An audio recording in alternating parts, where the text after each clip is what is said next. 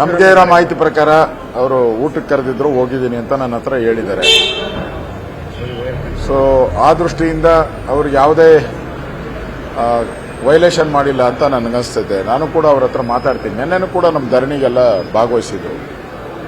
So ಇಲ್ಲಿ ಅಧಿವೇಶನ ನಡೆಯುವಂಥ ಸಂದರ್ಭದಲ್ಲಿ ಬೇರೆ ಬೇರೆಯವ್ರು ಕರೆದಿರಬೇಕು, ಹೋಗಿರ್ತಾರೆ. ಆದರೂ ಕೂಡ ಅವ್ರನ್ನ ಕರೆದು ಮಾತಾಡಿಸ್ತಾರೆ.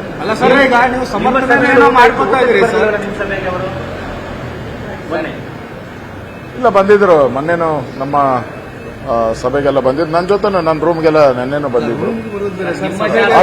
ಇಲ್ಲ, ಏನೇ ಇದ್ರೂ ಕೂಡ ಅವ್ರ ಜೊತೆ ನಾನು ಮಾತಾಡ್ತೀನಿ. ಇದೆಲ್ಲ ಕಳೆದ 2-3 ತಿಂಗಳಿಂದ ಈ ತರದ ಘಟನೆಗಳು ನಡೀತಾ ಇದೆ. ಸೋಮಶೇಖರ್ ವಿಚಾರದಲ್ಲಿ ಅವ್ರ ಜೊತೆ ಒಂದು ಸರಿ ಕೂತು ಮಾತಾಡ್ತೀನಿ. ಜಮೀರ್ದು ಈಗಾಗಲೇ ನಾವು ಹೋರಾಟ ಮಾಡಿದ್ದೀರಿ. ಹೋರಾಟದ್ದಾದ್ಮೇಲೆ ಅದನ್ನ 69 ಕನ್ವರ್ಟ್ ಮಾಡಿ ಕೊಟ್ಟಿದ್ದಾರೆ. ಮೋಸ್ಟ್ಲಿ ಇವತ್ತು ಬರ್ಬೋದು. ಬಂದಾಗ ಮತ್ತೆ ಜಮೀರ್ ವಿರುದ್ಧವಾದಂಥ ಹೋರಾಟವನ್ನು ಮುಂದುವರಿಸ್ತೀವಿ ನಾವು. ಜಮೀರು ನನ್ನ ವಿಧಾನ ಪರಿಷತ್ತಲ್ಲೂ ಕೂಡ ನಾನು ಕ್ಷಮಾಪಣೆ ಕೇಳಲ್ಲ ಅನ್ನೋ ದೌರ್ಜನ್ಯವನ್ನು ಮಾಡಿದ್ದಾರೆ, ದಾರ್ಢ್ಯತೆಯನ್ನು ಪ್ರದರ್ಶನ ಮಾಡಿದ್ದಾರೆ. ಅವರಿಗೆ ಸಂವಿಧಾನದ ಮೇಲೆ ಗೌರವ ಇಲ್ಲ. ಈ ದೇಶದಲ್ಲಿ ಸರ್ವಾಧಿಕಾರವನ್ನು ತಂದಂಥ ಕಾಂಗ್ರೆಸ್ಗೆ ಇವೆಲ್ಲ ಕಾಮನ್ ಅಂತ ಅನಿಸ್ತದೆ. ಆದರೆ ನಾವು ಸ್ಪೀಕರ್ ಅವರು ಕೂಡ ಯಾಕೋ ಒಂದು ಕಡೆ ಅವ್ರನ್ನ ಕ್ಷಮಾಪಣೆ ಕೇಳೋ ಅಂತ ಒಂದು ಸೂಚನೆಯನ್ನು ಕೂಡ ಕೊಡಲಿಲ್ಲ. ಪತ್ರಿಕೆಯಲ್ಲಿ ಹೇಳಿದ್ದಾರೆ ಅವ್ರು ಮಾಡಿದ್ದು ತಪ್ಪು ಅಂತ. ಆದರೆ ವಿಧಾನಸಭೆ ಅಧಿವೇಶನದಲ್ಲಿ ಯಾವೊಬ್ಬ ಕಾಂಗ್ರೆಸ್ ನಾಯಕರು ಕೂಡ ಹೇಳ್ತಾ ಇಲ್ಲ, ಸ್ಪೀಕರ್ ಅವರು ಹೇಳ್ತಾ ಇಲ್ಲ. ಬಹಳ ಇದು ದೌರ್ಭಾಗ್ಯ ಅಂತ ನಾನು ತಿಳ್ಕೊಂಡಿದ್ದೀನಿ. ಆದರೆ ಬಿಜೆಪಿ ಇದನ್ನ ಬಿಡಲ್ಲ. ಅವರು ಕ್ಷಮಾಪಣೆ ಕೇಳಿ ಒಂದು ಮಾತು ತಪ್ಪಾಯ್ತು ಅಂತ ಹೇಳಿದ್ರೆ ಅದು ಬೇರೆ. ಆದರೆ ಇದನ್ನ ನಾವೀಗ ಹೇಳಿದಿರೋದ್ರಿಂದ ಇದನ್ನ ಈ ಸರ್ಕಾರ ಇರೋವರೆಗೂ ಕೂಡ ಜನಗಳ ಮುಂದೆ ಈ ವಿಚಾರವನ್ನ ತೆಗೆದುಕೊಂಡು ಹೋಗ್ತೀವಿ. ನಿಮ್ಮ ಹೋರಾಟಕ್ಕೆ ಕಾಂಗ್ರೆಸ್ನ ನಾಯಕರು DCM DK ಶಿವಕುಮಾರ್ ಅವರು ಸೇರಿದಂತೆ ಬಿಜೆಪಿ ಶಾಸಕರನ್ನ ಆಯ್ಕೆ ಮಾಡಿರೋದು ಸದನದ ಒಳಗಡೆ ಮಾತನಾಡಲಿಕ್ಕೆ. ಸದನದ ಒಳಗಡೆ ಮಾತಾಡದೇನೆ ಹೊರಗಡೆ ಹೋರಾಟ ಮಾಡಿದ್ರೆ ಯಾರಿಗೆ ಕೇಳ್ತಾರೆ? ಯಡಿಯೂರಪ್ಪನವರು ಪುತ್ರ ವ್ಯಾಮೋಹದಿಂದ ಬಂದಿದ್ದಾರೆ ಅನ್ನುವಂತ ಮಾತುಗಳನ್ನ ಆಡ್ತಾ ಇದ್ದಾರೆ. ಈಗ DK ಶಿವಕುಮಾರ್ ಅವರು ಹಂಗೇಳಕ್ ನೈತಿಕತೆನೇ ಇಲ್ಲ. ಅವ್ರ ತಮ್ಮನೂ MP ಆಗಿದ್ದಾರಲ್ಲ, ಅವ್ರದ್ದು ಯಾವ ಮೋಹ? ಸೋದರ ವ್ಯಾಮೋಹನ ಅವ್ರದ್ದು.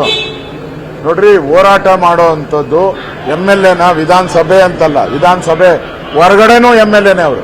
ಆ ಕಾಮನ್ ಸೆನ್ಸ್ DK ಶಿವಕುಮಾರ್ ಅವರಿಗೆ ಇರಬೇಕಾಗಿತ್ತು. ಒಬ್ಬ ಶಾಸಕ ಅಂತ ಹೇಳಿದ್ರೆ ವಿಧಾನಸಭೆ ಒಳಗಡೆನೂ ಅಲ್ಲ, ಹೊರಗಡೆನೂ ಕೂಡ ಅವರು ಶಾಸಕರೇ. ಯಾವುದಾದ್ರೂ ಸಭೆ ಸಮಾರಂಭಕ್ಕೂ ಹೋದಾಗೂ ಕೂಡ ಅವರು ಶಾಸಕರೇ. ಅಷ್ಟು ಒಂದು ಕಾಮನ್ ಸೆನ್ಸ್ ಇಲ್ಲ ಅಂದ್ರೆ ನಾನು ಹೇಳಕ್ಕಾಗಲ್ಲ. ಅವ್ರಿಗೆ ಪ್ರತಿಭಟನೆ ಮಾಡೋದು ಅವ್ರಿಗೆ ಇಷ್ಟ ಇಲ್ಲ.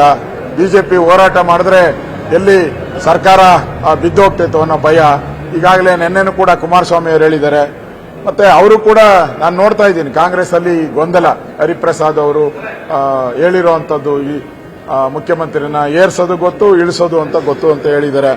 ಸ್ವಾಮೀಜಿ ಅವರು ಹೇಳಿದ್ದಾರೆ, DK ಶಿವಕುಮಾರ್ ಸ್ವಾಮೀಜಿ ಅವರು ಸಿದ್ದರಾಮಯ್ಯನವರು ಬಿಟ್ಟು ಮತ್ತೆ DK ಶಿವಕುಮಾರ್ನ ಮುಖ್ಯಮಂತ್ರಿ ಮಾಡ್ತೀನಿ ಅಂತ ಹೇಳಿದ್ದಾರೆ.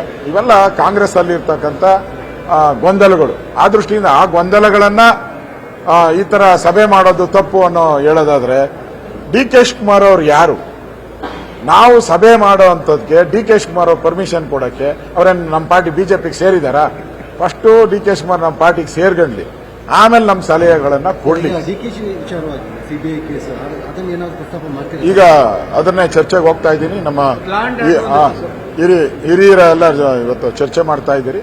ಅದಾದ್ಮೇಲೆ ಯಾಕಂದ್ರೆ ಅದು ನಿಲುವಳಿ ಸೂಚನೆಗೆ ಬರುತ್ತೋ ಇಲ್ಲೋ ಅನ್ನೋದ್ರ ಬಗ್ಗೆ ಚರ್ಚೆ ಮಾಡ್ತಾ ಇದ್ದೀರಿ. ಅದಾದ್ಮೇಲೆ ಅದನ್ನು ಕೂಡ ಯಾವುದನ್ನು ಬಿಡೋ ಪ್ರಶ್ನೆ ಇಲ್ಲ.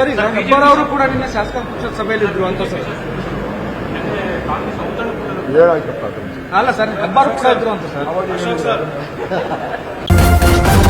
ನ್ಯೂಸ್ ಫಸ್ಟ್, ನಿರ್ಭೀತಿಯಿಂದ ನಿಮ್ಮ ಪರವಾಗಿ.